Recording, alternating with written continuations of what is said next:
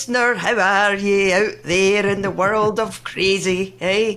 How have things been for you? Probably the same as they've been for us, which is a bit, it's a bit white knuckly, if I say so myself. Anyway, just if your life has been bad, it's about to get a lot worse, because we're here with another episode of our podcast. So if you've never heard this podcast before, well done. And if you have heard this podcast before, you'll know that I am Ferguson. I'm Harrington. I'm Hawks. And I'm Edoga. Hey, and welcome. For joy, Miata Edoga. Welcome, Miata. Wow, actress, genius, money, maestro, all things wonderful. Where are you calling from? Because normally, listener, I don't know if you know this. Like, here, come here, there's a secret. It's quite an international podcast because, right, Neil is in his cupboard under the stairs in the south of England. Isn't that right, Neil? Absolutely, 100%. Right. Chesney is always somewhere, right? Sometimes it's the Caribbean, sometimes it's Skegness. Sometimes, where are you now, Chesney? I'm in a wolf's lair. In LA, where frankly there are a lot of wolves. But Miata Edoga, where are you coming in from? I am coming in from Central America. I am in Panama. Panama? Yeah. I'm in Panama. I was in Panama City the other day, calling through. Yeah, it's one of the routes that I get to the Caribbean via Panama City. Oh my goodness! Well, if you ever, actually leave the airport, just let me know. I'll come see you. It's a deal. Now I know you're there. I'm definitely going to do that. Don't you feel international and mysterious? Right? Yeah. It's like a James Bond movie. Yeah, but the one thing that disappoints me, Miata, is that as you're coming all the way from Panama, I feel you should be smoking a cigar. Right, that's the thing. Or wearing a big hat. A big hat. Should I get a prop? And from this point forward, I should do every interview with a Panama hat and a cigar. And maybe like what do they drink here? Like a brandy? No, rum? I think it would be rum. Some kind of rum punch of some sort. Yeah. You know what? They drink rum in my house as well. Well, not in my house. Specifically me. Specifically. So maybe I should come visit you so that I can drink rum. I'm loving all this international stuff because it just makes my dull and boring life feel so exciting, I looked at the fact that we've got guests in Panama and Ches is talking about, I'm passing on the way to the Caribbean. I might pop in. I'm like, people have exciting lives. That's nice. It's just the same life but in different locations, isn't it? Yeah. Don't you think?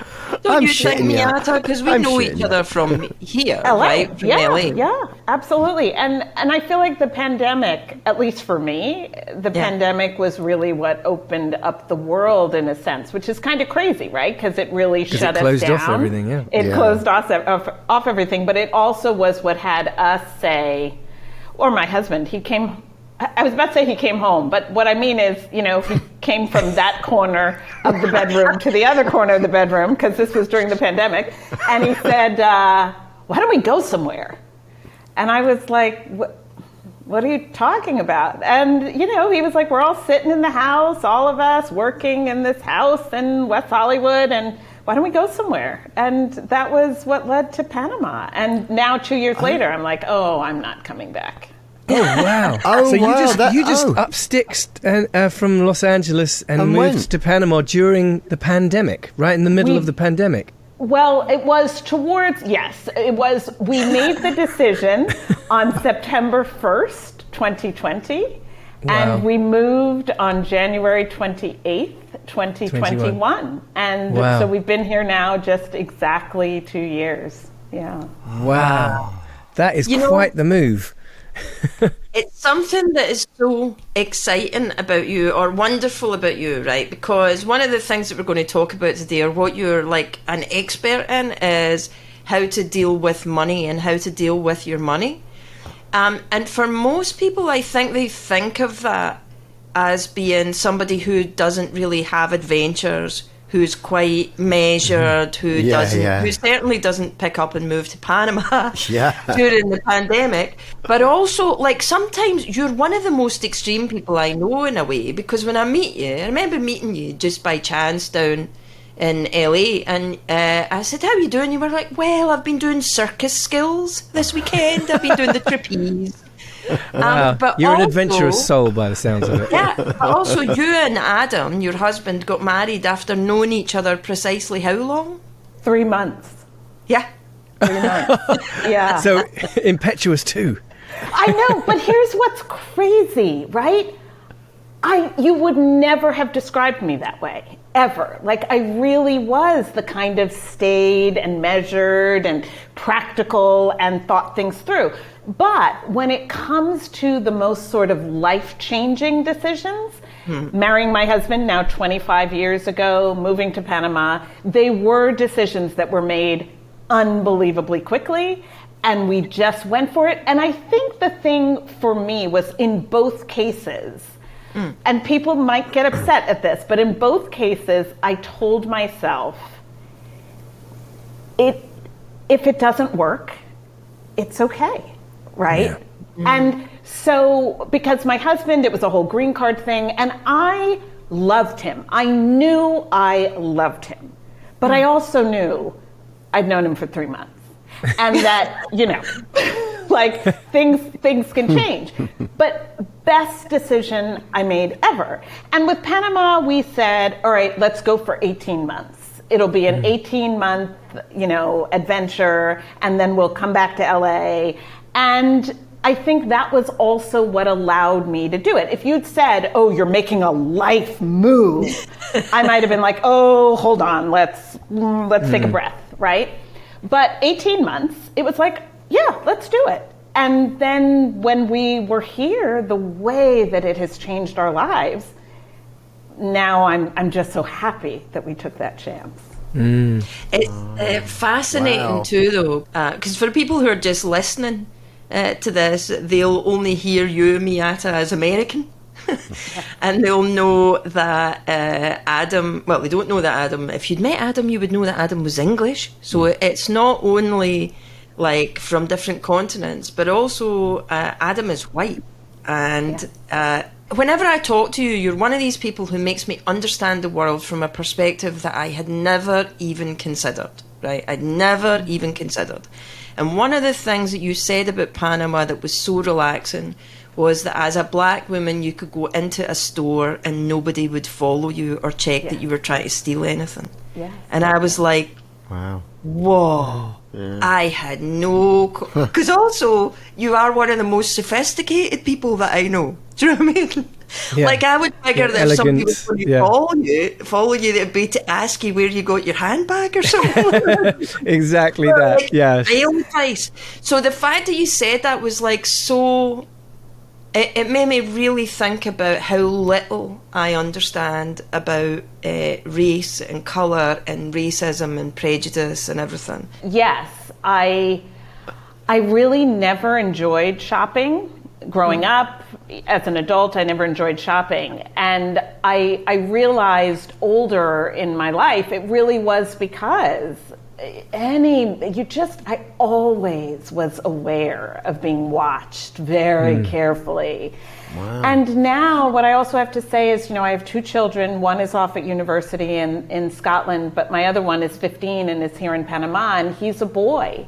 And for me, as a black mother raising a black son, I just can't do that in the United States right now. And the freedom that I feel, the fact that he goes out with his friends on the weekend, and I'm not scared about them getting in trouble with the police or anything like that. And that is just something that is terrifying in the States, especially as your children get older. So yeah, all of those things. And it's also a beautiful country and beautiful people and all of that. Your daughter is studying in Scotland, did you say? She's with your daughter. Of course. Really? We weren't talking about it. Yeah, they're both at St Andrews.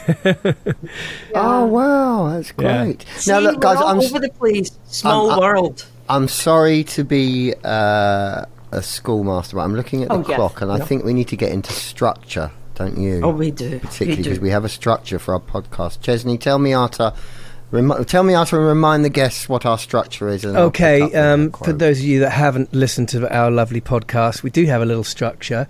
We have our fabulous guest, which is you this week, Miata. Give us a quote that they live their life by, or at least have some kind of emotional connection to, and then we talk about that for a little while. Then Lynn has a little bit of magic, which I'm sure you have experienced in the past. In fact, I know you have, because I've experienced it with you. And we'll talk about that for a little bit. And then we'll have a little musical interlude where I have recorded a version of your favourite song.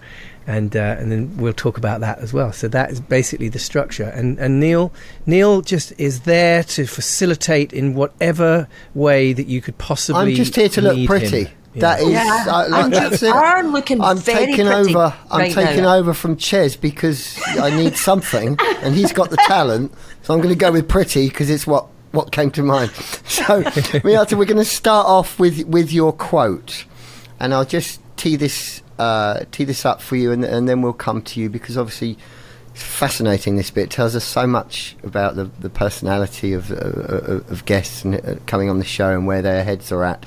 So you chose a quote from Viktor Frankl, and just as a little reminder for anyone that's listening, Viktor Frankl is Austrian psychiatrist, and Miata's quote is from Viktor Frankl's memoirs entitled A Man's Search for Meaning, which was a meditation on what the gruesome experience of Auschwitz taught him about the primary purpose for life, which is the quest for meaning.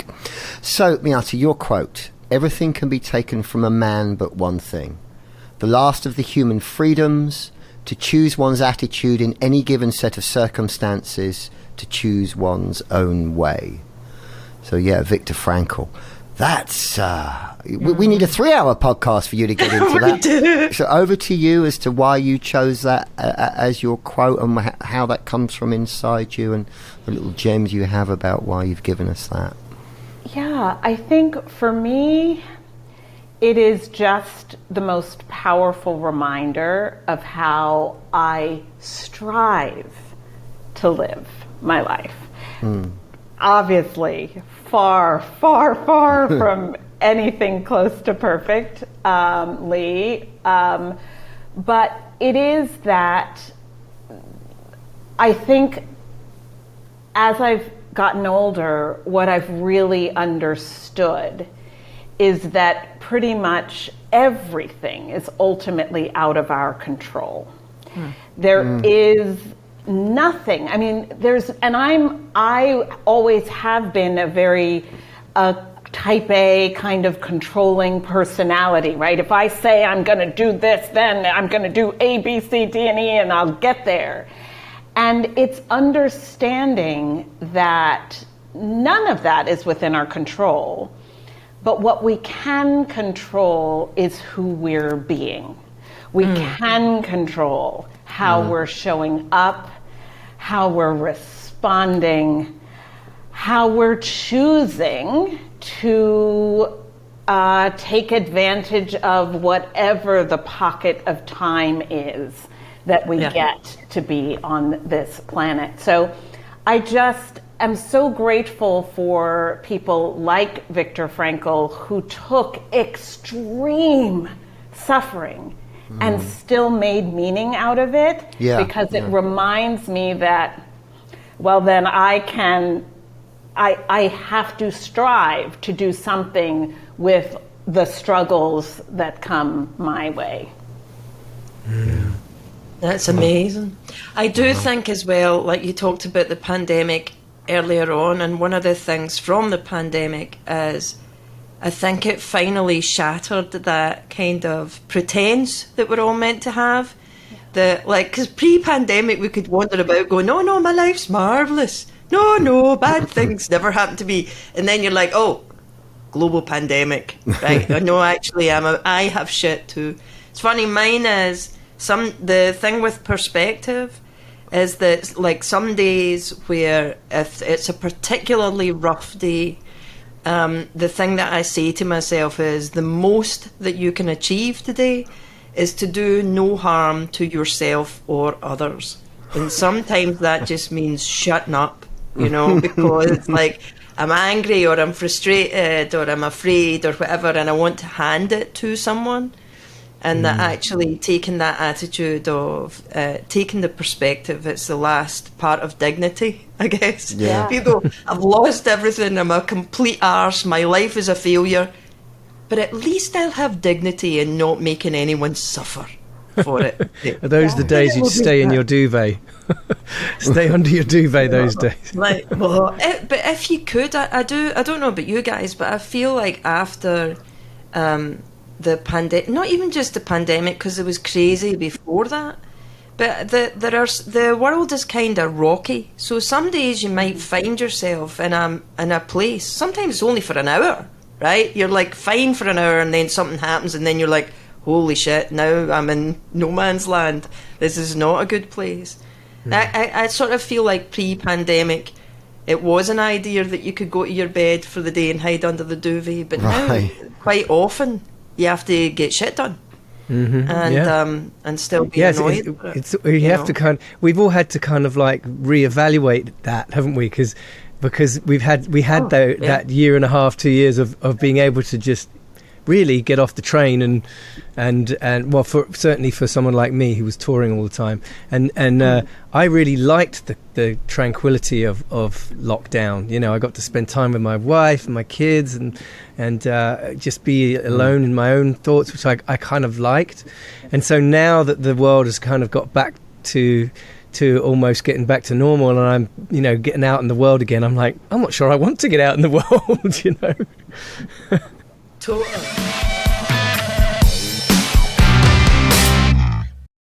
I guess I met you at the Actors Fund. You were doing money management or advice for the creative artist. It was about how to help creative people manage their finances.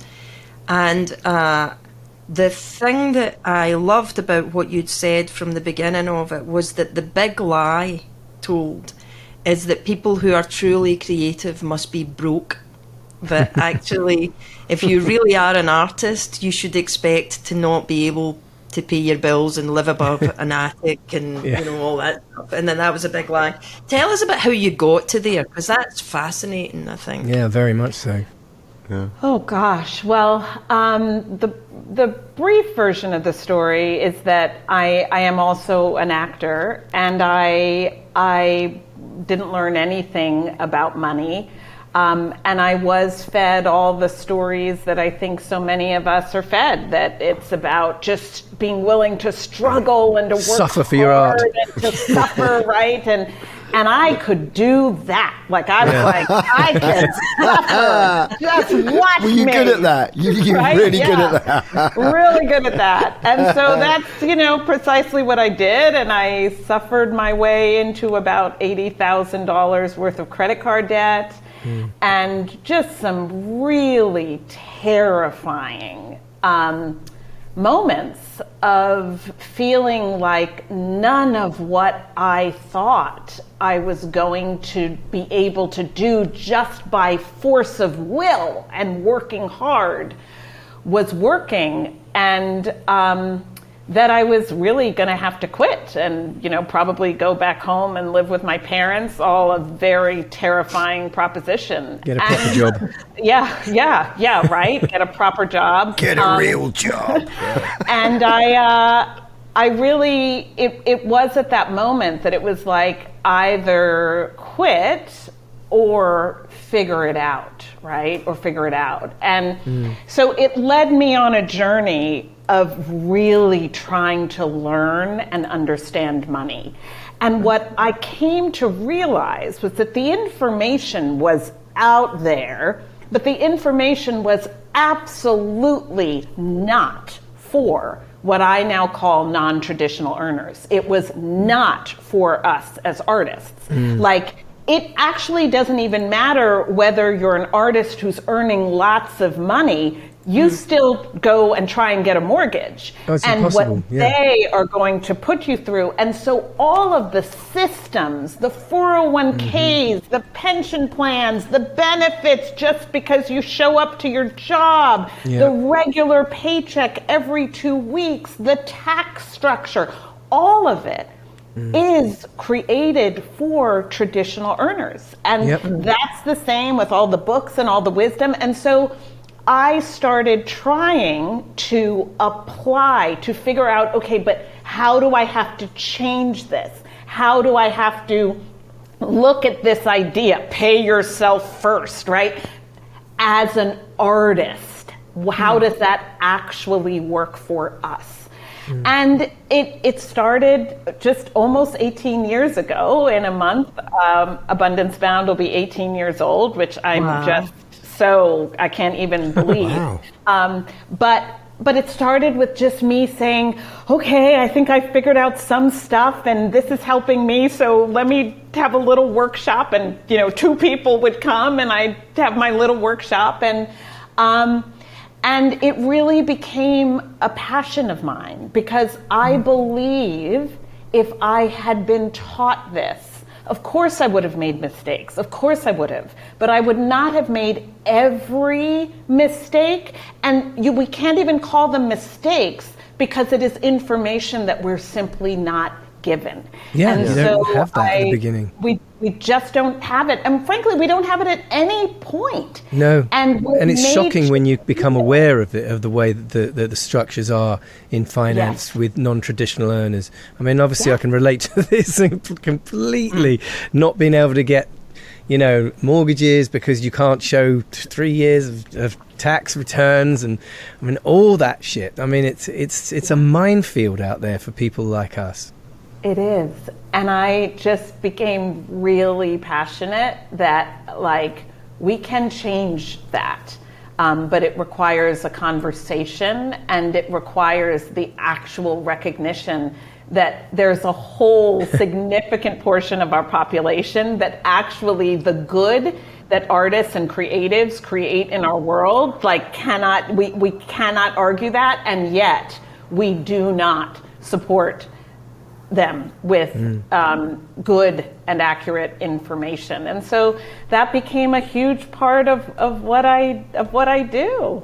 And I love that. I love hearing success stories. People go, well, we just figured it out as we went along, and then you click your fingers and there you are, 18 years later. I think that's awesome, because we've all done it, and you can plan so much, can't you? And and it never works out as you expect it will. And sometimes, I mean, there's some planning involved, but just rolling your sleeves up and getting involved from the beginning is just such a great way to do it. And like you say, 18 years later, sounds like that's how she lives her life, though, right, Miata? Yeah. Grab the bull by the horns. There is a thing about, originally it was for actors and writers and stuff, but more and more the way that the economic climate has been, there isn't a steady job. There'll be people listening to this who, and equally those people have not been served either, because what they were told was just turn up for work and get your paycheck, and you don't question, you just be a good person. What I really love about your work and Abundance Bound particularly is it made me realise how much shame is connected with money. Absolutely. You talked, and it's fascinating, because people would rather talk to you about their sex lives than their bank account. They'd rather tell you about bad dates or shit that's gone wrong or biological things that are going crazy with their body than tell you about how much money they've got now. And it's so shame-based. So I was going to say, if you analyse that, it's just one thing that people seem to just judge others on so instantly, right? I think we judge ourselves, actually. I think we judge ourselves so harshly that we kind of assume we're also being judged. Right. Yeah. And so it's just become this whole, pyramid of people lying, essentially, right? Whereas if if we were willing to just be real, which is one of the things that is a major just part of what we have sought to create, if we're willing to just be real, what we can understand is that we are so not alone, that this is in fact the reality for so many people, and that the only way forward is by being willing to get clear on what's actually happening, right? It seems like a lot of the time with money and these kind of systems that we get kind of like shoved aside as kind of like a niche market in the financial world, you know. So you end up having to find an insurance company that will cover you. Because you're not a normal general public. Yeah. It's like, you know, and the same with like a mortgage or something like that. It's like, well, you have to find a specialist mortgage company that deals with people that don't earn traditionally. But in a nutshell, kind of how do you think, you know, someone that's coming into a business like ours, you know, whether it's music or art or acting or whatever, how do you manage that side of life in a simple way and actually manage to navigate through that crazy system? Oh my goodness, big question. I mean, yeah, it's such a big question, because I believe that what most sort of traditional people, they simply take for granted that there is a community, right, the world essentially, that supports that path. And so I do believe that you have to find a community that supports your path, and that really may be about your willingness to be real and have conversations with your peers who are also following non-traditional paths, and identify the ones who are like, oh, we're gonna be real? Okay, yeah, let's be real together, right? Because first of all, it is about not feeling like you're going this alone. And then you can start to find the resources, start to find the mortgage brokers that support your life, right? So it becomes a community, I understand. It becomes a community, right. Because and otherwise obviously... So I was going to say, sorry to interrupt, it must be a vicious circle, because you've got this subject that people are too embarrassed or afraid to talk about, but and yet they've got to go out and find people to try and, you know, who are the same as them, to try and gel with, to try and have a community. So financial struggle, certainly when it comes to the idea of the starving artist, it is a horrible perpetuating cycle, and it's a cycle that our society very purposefully, I believe, perpetuates. So by not telling the truth, right? By we don't have financial educations in schools. No. We definitely don't have whatever you go to study, unless you're studying to be a doctor, a lawyer, or maybe like a banker or consultant of some kind. Everyone just basically tells you, you know, work hard, take out those student loans, and it's gonna be hard, but just, you know, you just put your all into it. The system will work, but it doesn't. But the system doesn't actually and there lies the shame. And I think that what you spoke to is so true. The world is shifting. So that those quote unquote traditional paths, the things that maybe our parents wished we had done, well, how many layoffs have we seen in those areas as well? So I believe that ultimately the financial world is going to have to shift. But I think it is a very slow turning boat or ship, as it were. Well, it's narrative, really, isn't it? This thing about, like, when I think about money, I get rageful about the fact that, like, I'm not a fan of Elon Musk, just so you know. But my youngest kid was asking me why I was not a fan of Elon Musk, right? And I said to him, if you had the power to end world hunger, would you? And he said, well, yeah. He said, would I be okay? And I said, yeah, you'd be okay. You'd still have money and you could end world hunger. Would you do it? He was like, yeah, I'd totally do it. That makes the thing. And I said, and that is why I do not like Elon Musk, because he has the power to end world hunger, but has chosen not to. So he has I have no respect for him as a human. So do you have no respect for other billionaires that are in the same kind of position, or is it just what about him? the same? Yeah. It depends on the billionaire. For him, he promised to and then didn't. So I see. That's where I particularly okay. don't like him, because I feel like he's got all the money in the world, but he also must have the attention as well. Yeah. Like, I think that the problem with this super rich thing is it actually is addiction.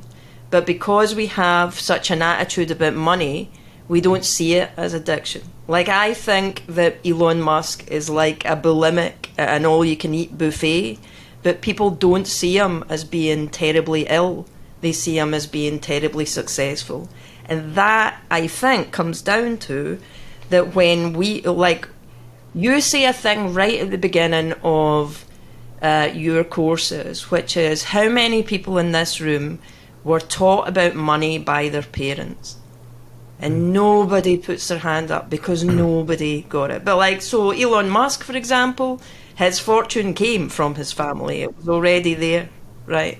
It's like music in your family was already there, Chesney, right? Mm-hmm. So that bothers me. But also I think that there is this lie. So with my eldest son, he just hasn't been able to. He has now, but he was like, he wants to study, but he doesn't know what to study, and he's into doing college, but not into doing college. And so he's going to community college here, right? And he's been studying philosophy and English literature, and it's cost him something like $300, right? And he's doing brilliantly. Had he done that at one of the leading colleges here, it would have cost him $40,000, and he'd be paying that off for the rest of his life, right? So the idea that wealth and money is not wealth and well-being, thankfully he is at a place of learning, right? And I'm grateful to it. But I feel like we as a humankind has been so taught that rich people are smart and have integrity, and we if we don't have that much money, are not as smart, and we've probably done something wrong. Yeah. And it's a lie. It's not. Yeah. You look at nurses working in hospitals in the NHS, and you go, you want to talk integrity? Do you know what I mean? So it takes the time for the narrative to change, right? And teachers, and yes, it's all absolutely true. And this is a conversation that would be just so huge, but the structure is also set up to be, it is inherently racist, it's inherently sexist, right? And so there really is, it's part of the reason why I feel financial education is so critical. Because I think it is only by actually empowering a much larger group of people that we can actually change the world. Because as long as it is controlled, and where the control starts is with the knowledge. That's where the control starts. We think that the control has to do with the amount of money, but it's actually the knowledge. So this is a tiny example, but how every day I meet clients who aren't aware that whatever savings they have, that they have sitting at, Bank of America or Chase or Wells Fargo, is making zero money, nothing. right? But yet they think, oh, but I can't invest, right? Because if I don't have enough information about investing. But it's like, oh no, wait, we're not even talking about investing. We're talking about knowing that if you just move it over to a high interest savings account at no cost, at no risk, still, right? You'd be actually earning money on your money. But that's not them being unintelligent. That's the fact that no one taught us. Yeah. this. Yeah. Oh, simple things. Chrissy, my wife, always talks about that, and how I wish I knew about compound interest from an early age. You know, it's like it's little things like that. How to manage a household, finances. Just how to whatever. Like I know checkbooks is not really showing my age, but like those kind of things. Just how to read the balance of checkbook. You write them with a quill, Chesney. And an abacus. A quill and an abacus. I still have checkbooks. You do have to in America, actually. Yeah, they still do that. I tell you what, though, I will flip something on its head for you when you talk about the education of money from your family or whatever, because my dad was a bank manager. Whoa. So, of course, but you know what I'm going to tell you, don't I? Parents telling kids it just has the opposite effect. Oh, yeah. Right? And so of course, it was worse than useless, but it had the opposite effect. It's completely pointless. I remember, because Karen and I don't have kids, do we? But I remember you said, Lynn, about distracting a child. You can't say, don't put your finger in that socket. You have to say, look over there. Yeah. Look, a cookie. And I'm like, but if it was taught at schools, probably the same as well. It might just be the same, but at least the education is there, and you at least would have heard of some of these phrases and some of these things. And some of it may go in, I don't know, but it's hard that you have to learn it as a young adult going into life without knowing any of this stuff. Or after you've paid £20 20 years worth of compound interest, like you just said. You could have accrued it. Yes. Neil, what you are speaking to, yes, it's very true, which is why we have to really actively work to shatter the shame around it and to be having open conversations. Because yes, our children aren't necessarily going to listen to us the same way they don't listen to us about brushing their teeth or, any of those things. But if we talk openly about money, if we share when we're making a purchase decision about, why or how or what the challenges are of making that decision, exactly, then we have at least opened the door to talk about what you know, what you don't know, what you could use some help with, right? We open that door, and if they don't talk to us, they might talk to other people because the door has been opened. It's almost a taboo subject in a way. It's like mental health or something. It's like, it's great that we're talking about mental health more openly in the media and also I think generally in public, and with families and things like that. So money should be talked about. It should be an open subject because that will erase the shame. Because just because it's not talked about and we don't know anything about it, it's almost like, we don't talk about that. It's like, don't talk about sex, don't talk about mental health, don't talk about money. Oh God, no. That's a very English thing, that, isn't it?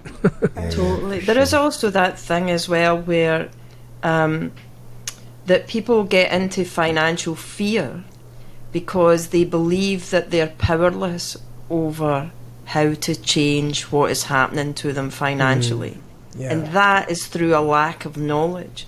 If you don't have the knowledge as to how to change things, then that right there is going to cause your 3 o'clock in the morning shit, I'm going to be on the street with a shopping trolley thought. Anyway, Miata, we do this bit where it's my little bit of magic. where I pull a rabbit out my butt. No, I don't. But we do a little bit of story here, like a story exercise where I'll do a little read. And so I am going to give you a subject and you're going to talk about it. And I'm going to write it down. And then I'll tell you what I hear. Right? Does that make sense? You know it. You've done it. Okay, yeah. What's my time limit? 2 minutes. 2 minutes. There you go. I've got a timer. Okay. Right. Don't prepare for this, right? No, I know that you are a preparer. I just wondered. She's writing notes already. What's my frame? Yeah. You're going to tell me, lovely, about diamonds. Go. Oh, about diamonds. I don't actually know very much about diamonds, except for that they're extremely expensive.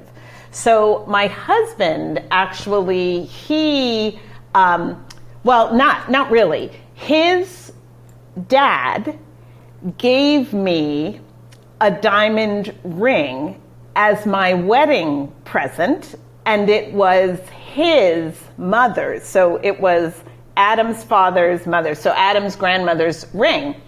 And he gave it to me the night before our wedding. And what was really funny was that, we were broke, my husband and I. And so my engagement ring had these two teeny little diamonds and a sapphire in the middle. And I mean, it was just teeny. We went to the jewelry district downtown to get it. And our wedding band also has 1, 2, 3, 4, 5 teeny little, you have to magnifying glass.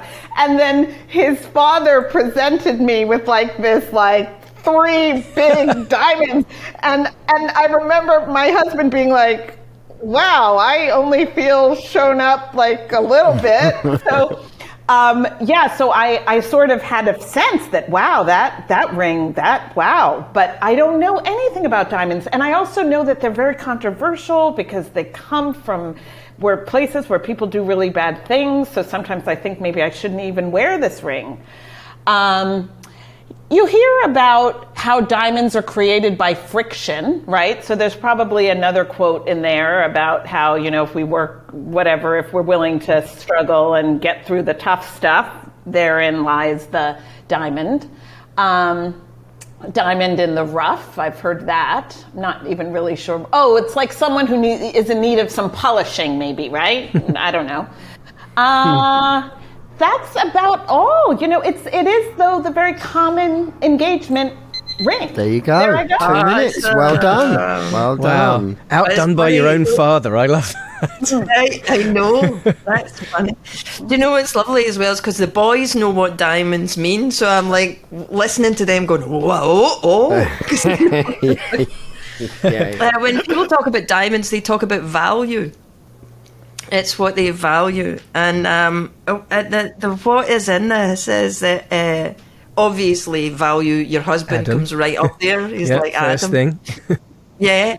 But the inheritance of a family, that was the thing. Suddenly, I'm guessing Adam's family are big and overwhelming and adorable and including and open arms and whatever. You had this beginnings, the love of the marriage, right? The value of that, and then suddenly, oh wow! Not only that, but I'm in this big family, and they've gone whoa to me. So it's you finding value in the family. Is that true? Do you feel? They're British, so that they don't quite do this. No, they're not cuddlers. No, they're not cuddlers, but they do these gestures that make you realize how you're being welcomed. Yes. Yeah, how included you are. And then you went on to the diamonds being controversial and should I wear them and whatever. That here it's about the values of what you value, right? The diamonds you've been shown are your husband and this family and being part of a bigger thing. But what your values are is that you question, you like to make sure that you're being authentic, right? That you want to do the right thing. You will question your own motives. And also education, I've put here, is the value, which is the diamond was created by friction. So it's like to do with when you get yourself into trouble, the diamond is finding the way out of it, which comes back to the quote that Neil came up with at the beginning, which is that it's not that you love friction or trouble, but I think that when you're in trouble, you do go, oh, there's going to be a diamond at the end of this. I'm just going to like wait it out till I see what the lovely diamond is. And then you go into a diamond in the rough, which is really about it's a repeat of the thing that you wanted to say, which is there's friction here, but at the end of it, it's going to be lovely, right? And a diamond in the rough is, even though you can't see it, there will be something beautiful in here. Does that make sense? Is that you? It does. Oh, thank you. Gosh, yes. Wow. Yeah. You can disagree, though. I'm good with you. I don't. I He don't. wholeheartely agrees. Yeah, You see, I hear sometimes, like when I do diamonds, I do go, I wonder if you did that exercise with Elon Musk, what he'd say. Yeah. Right? You go, well, I just have them. My dad gave me them, now I have them. Yeah. Sometimes I give them to other people. It's It's interesting having been through and watched you do so many of these with our guests, and I don't know if you feel the same, Neil. But like I actually particularly on this one, especially as I know Miata, I was thinking to myself, I'm going to see if I get the same read that Lynn's going to say, and it's pretty much exactly what I thought. When you can hear it. It's like when you first started off. You said my husband, and then you said my husband's family, and I was like, oh, it's because she likes belonging to a community, and so all those.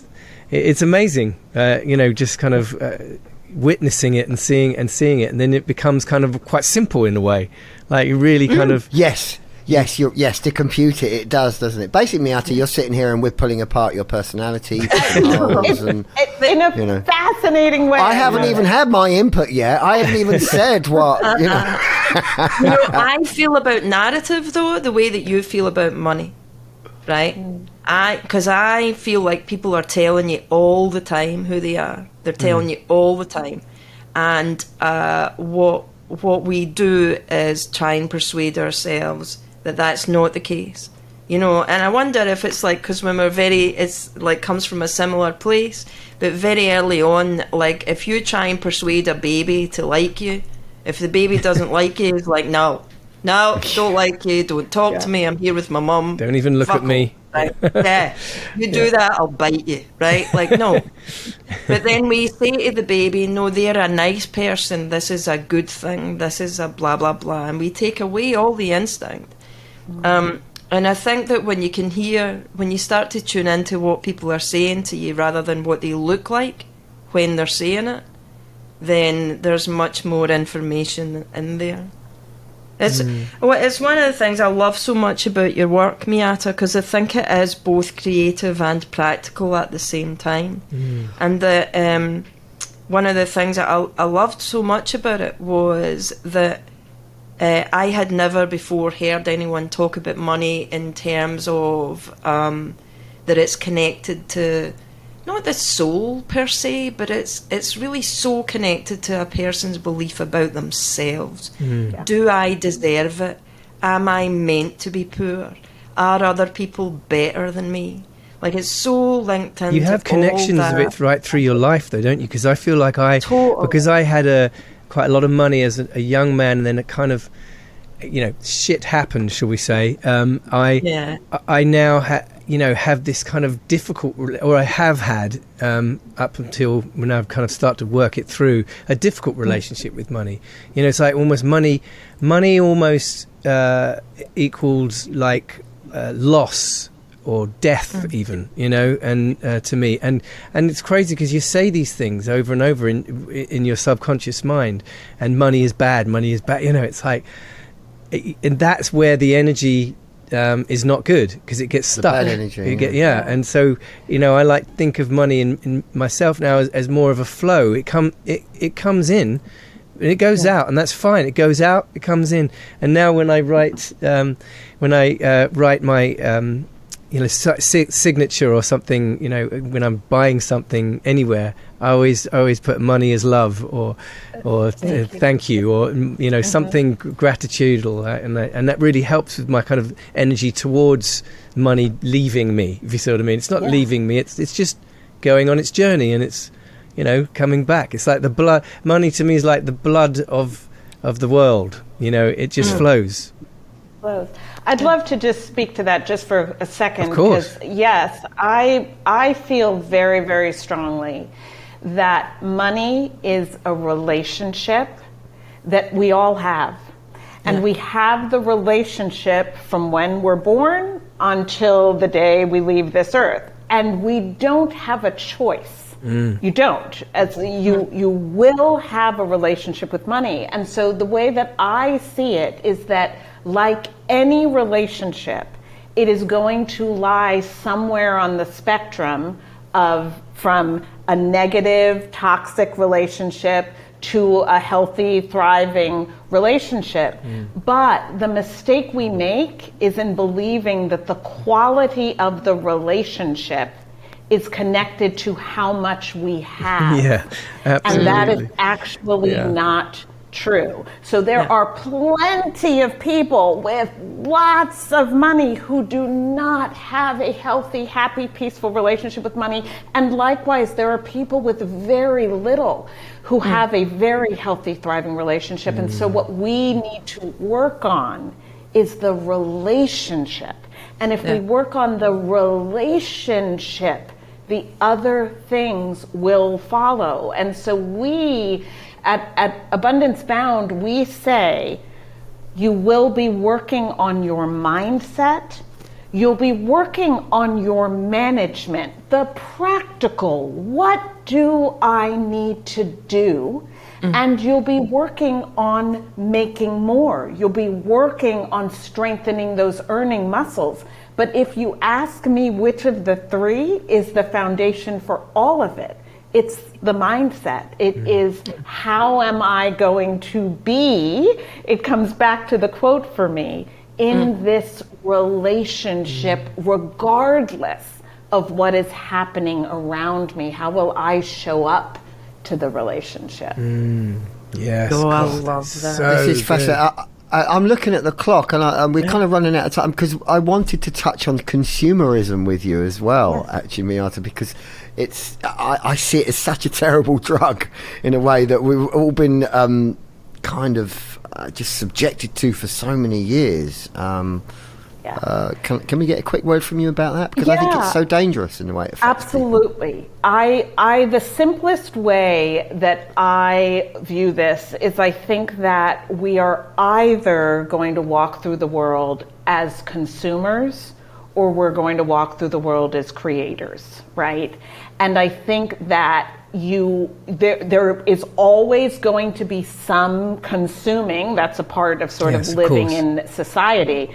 But if we realize that we are coming from one or the other of those frameworks, and we decide to be people who are actually adding to the world, not just taking from it, not just buying and what's the next thing, and what am I watching and what am I listening to, and all the purchases, but we actually focus more, orient ourselves more towards what am I putting into the mix that is hopefully lifting society. So when Lynn talks about Elon Musk, I think that the issue is that he has largely been fueled by consuming and getting others to consume.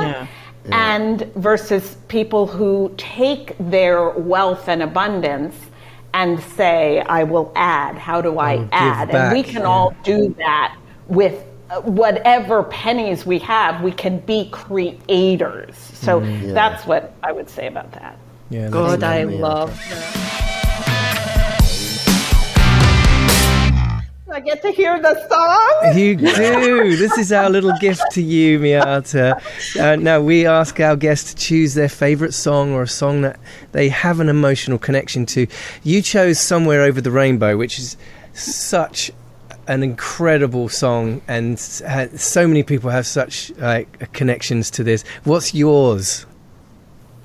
It just is. I think for me, it was my earlier, younger, little girl version of this quote. It was that, you know, when things feel bad and things are tough, that, you know, over the rainbow, like skies are blue. So I didn't obviously know where I was going in my life's journey, but for me as a child, it gave me such a hopefulness, and I still love singing that song today, so I can't wait to hear. I'd love to hear you singing it, but for now, you're gonna have to listen to me singing it. Here we go, Miata. And I found out today that it was written by Yip Harburg, which was not something I knew. So there you go. Yip Harburg wrote Somewhere Over the Rainbow, but especially for you, Miata, here is Chesney Hawkes performing Somewhere Over the Rainbow. Enjoy.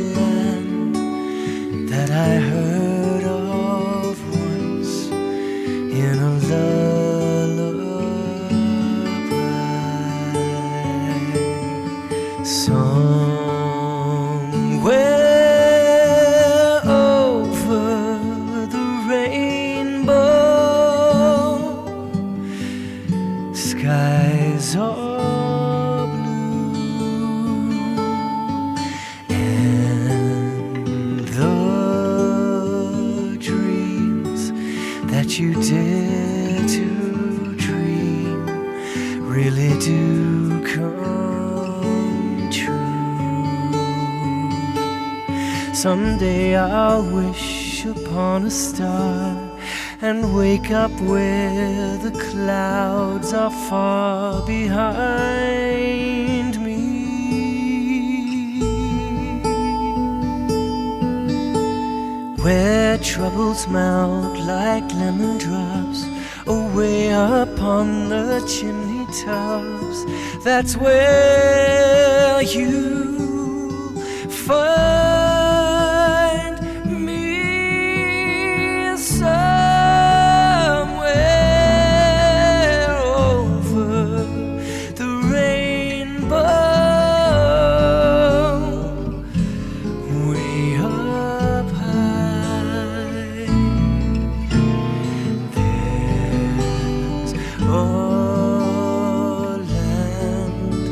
that I heard of once in a lullaby.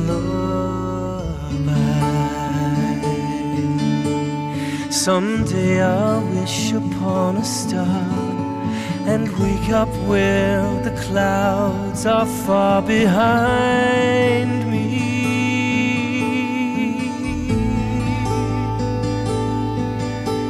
where troubles melt like lemon drops away upon the chimney tops. That's where you'll find me, somewhere over the rainbow, way up high. Birds fly over the rainbow. Why, then oh why can't I?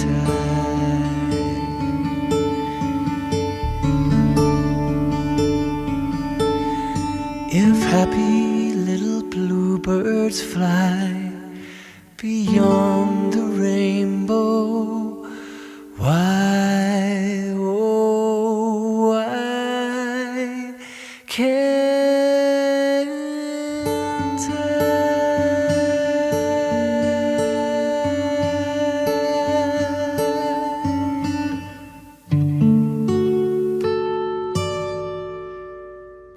Just for you, Miata. You made Chesney me Hawk cry, performing somewhere over Chesney. the rainbow.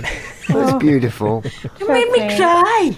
So beautiful. What? So You beautiful. did? Did I really? My cold black heart here, my dark old heart was like, oh, Oh my goodness! so brilliant. Wow! Look at that! I made Miss beautiful. Ferguson shed a You tear. did. You're such a good singer, though. Like Such a we good did a podcast the other day, and the guest said that what he loved about Chesney's voice is it sounded honest, like Yeah. he was telling the truth. And I'm There's like, the purity of totally, yeah, it does. It so totally does. Oh, We say it every time, Miata, that we feel that one of our little special gifts is we get to watch the guest's face listening to Chesney perform it. I've got some snaps here. I'll send them to you because your face, it was so beautiful. Almost watching your face almost moved me to tears because it was so beautiful. And I don't usually do it, but I just hit the grab and I snap them. I won't do anything with them. I'll send Are them you to you. tearful, Neil? Are you I'm not listening? tearful. That was just a beautiful moment. It was so lovely. It really, really was. Yeah, and we could tell just by watching you, Miata. It was lovely. Thank you. Do you know, normally here we do a thing where I ask a question, but actually I'm going to, with your permission, gentlemen, I want to go in a slightly different direction, I think, which is, I personally found this podcast for us really informative. I feel like I thought about stuff in a way that I haven't thought about and all that kind of thing, and we got onto subjects that we kind of brushed into and then brushed out because there's so many things to talk about. I would like to raise in this podcast that I would love for the listeners to write in questions and ask Miata to come back and we will discuss those questions. Like, That'd be awesome, yeah. Topics. How do you feel about that? Miata, how do you feel about that? I know I can bully you into it. It just like me making you go on. Get Chesney to sing. I was going to say, what would I get another song? I mean, I'm just trying to understand the parameters here. oh, of you're the, pushing it now, Miata. You're pushing it now. of the agreement, but no. If you could ask him to sing White Lines, the full rap, right, the full 14-minute version, right? I haven't had a rap that. song yet. That's a Go on, Miata. That's true. That's a that would be a first. Oh my gosh! Yes, that might be fun. Fun would be one word that you could use. I think that's a really nice idea, though, Lynn, Yeah. that you just said. That'd be great, so we can get the listeners to But write we in only have one their listener, questions. though. So, Well, there will be one question. well, perhaps our listener would have a few questions for you. The listener Yeah. had different stages of their life, so maybe they've got different Yeah. questions from the different stages. Yeah, right. So, it's been a total joy, as always, to talk with you. You know, you're the kind of person that whenever I talk to you, I leave feeling smarter than I did before the absolutely. conversation. Like, I end up thinking about stuff that I never even considered before. And the other thing, the other one that stays in my mind too, is you talked about trying to work out what money you spend during the day. Just work out what your daily spending is. And I remember going, oh, I can't do that. And then That's scary. yeah. But then, you know, Miata said this thing and I was like, yeah. And she said, actually, you don't spend much during the day. Unless you're like compulsively running in and out of Starbucks, going, give me another one, give me another one. Like the receipts that you've got for the day are probably like, you know, bag of potato. 5 tops, probably. Like Yeah. 5. on an Absolutely, average day. So you're talking about just stuff that you spend on the day, not like, you know, adding up what percentage of a mortgage or Percentage of gas bill that yeah. day or whatever, yeah. Yeah, so first of all, like non-traditional earners, percentages don't work. Percentages don't work, and they just make you feel bad. So there are no correct percentages out there. But yes, we will ultimately want to know, because if you fill your car with gas today, then we would look and see you probably fill your car with gas 3 times over the course of the month, and then we can start to determine an average of what you're spending on things. So it is and everything. Yeah, it's everything, but it's honestly about figuring out, okay, this is where I am right now. What I always say, guys, is if I could, I would have Lynn track Chesney's spending and Chesney track Lynn's, right? Oh, right, I got you. Yeah. That'd be fun, right? That'd be true. That'd be real. That would actually be real. And Chesney, you'd be like, ooh, I want to see what Lynn's up to. And Lynn, you'd be like, ooh, let's see what Chesney's doing. It's all shoes for me. It would be fun, right? It would be fun. So we need to take that kind of fun. And I say to myself, let's see what Miata's been doing. Let's just see, right? Yeah. And I just approach it that way. Yeah. You see, that's how we could talk easily for another hour. So, lovely listener, if you've got questions that you would like to ask or learn about money or just generally life, connect with us, because Miata will be coming back, whether she likes to or not, She likes it or not. to answer your questions. But we do have to go now, sadly. So it is time to sign off, but we will be back again very soon to your ears. And until the next time, I have been Ferguson. I've been Harrington. And I've been Hawks. And I am still Edoga. Yeah. Of course you are. Of course you are. Miata That's lovely. Edoga. Thank you so much. You've been listening to Ferguson Harrington Hawks with Lynn Ferguson, Neil Harrington and Chesney Hawks. Written and produced for Source Productions by, surprise, surprise, Lynn Ferguson, Neil Harrington and Chesney Hawks.